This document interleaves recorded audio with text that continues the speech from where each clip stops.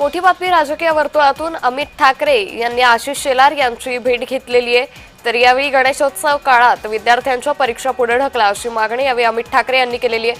गणपतीत परीक्षा घेऊ नका, विद्यार्थ्यांना सुट्टी द्या म्हणजे विद्यार्थ्यांना आनंदाने गणेशोत्सव साजरा करण्यात येईल अशी मागणी यावेळी अमित ठाकरे यांनी मंत्री आशिष शेलार यांच्याकडे केली आहे।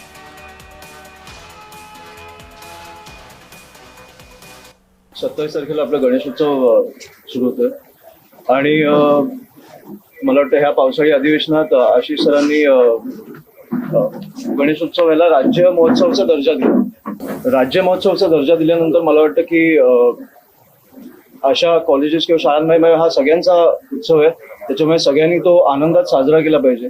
आपले बरेचसे लोक कोकणात येतात, तिकडे गावी जायचं असतं त्यांना, आई वडील गेले तरी पोरगा इकडे किंवा मुलगी इकडे परीक्षेसाठी थांबली तर कुठेतरी ते तणावाचं वातावरण असतं। म्हणून आमची एवढीच मागणी होती की ह्या काळात सगळे परीक्षा रद्द कराव्या आणि सगळ्यांनी हा सण आनंदात साजरा करावा।